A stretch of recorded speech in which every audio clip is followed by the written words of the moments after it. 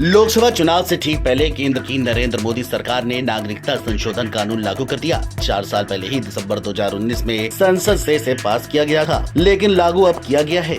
गृह मंत्रालय की अधिसूचना के मुताबिक नागरिकता संशोधन नियम 2024 के तहत नागरिकता पाने के इच्छुक पाकिस्तान, बांग्लादेश और अफगानिस्तान से आए गैर मुस्लिम शरणार्थियों को ऑनलाइन मोड में आवेदन करने होंगे। इसके लिए एक वेब पोर्टल उपलब्ध कराया गया है। गृह मंत्रालय के एक अधिकारी के मुताबिक आवेदकों से इसके लिए कोई दस्तावेज नहीं मांगा जाएगा। नियमों के तहत 31 दिसंबर 2014 को या उससे पहले तीनों देशों से आ चुके भारत, हिंदू, सिख, ईसाई, जैन और बौद्ध धर्म के शरणार्थियों को नागरिकता दी जाएगी।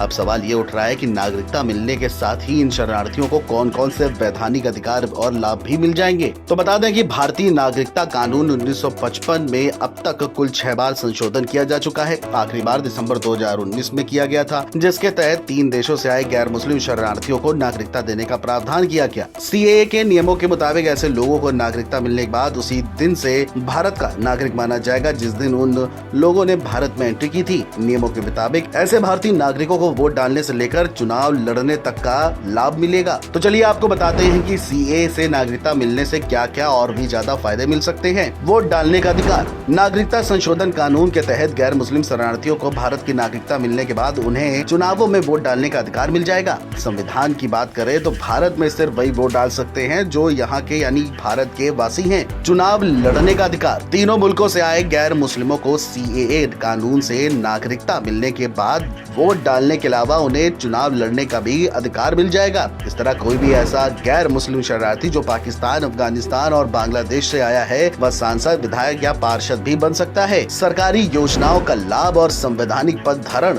सीएए के नागरिकता मिलने के बाद ऐसे नागरिक भी देश भर में कल्याणकारी सामाजिक योजनाओं का लाभ उठा सकेंगे। मसलन राशन कार्ड, गैस, बिजली, पानी, उज्ज्वला योजना, आयुष्मान योजना, पीएम आवास योजना जैसी सरकारी स्कीम का लाभ उठा सकेंगे। इतना ही नहीं, ऐसे नागरिक किसी भी संवैधानिक पद पर भी नियुक्त हो सकेंगे। मौलिक अधिकार।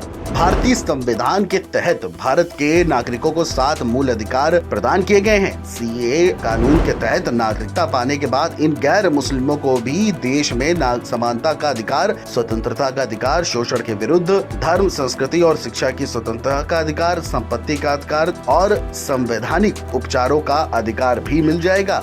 कुल मिलाकर के सीएए के तहत गैर मुस्लिम शरणार्थियों को नागरिकता मिलने के साथ ही वह पूरी तरह से भारत के तमाम कानूनों और अन्य लाभों का पूरी तरह से लाभ उठा सकेंगे।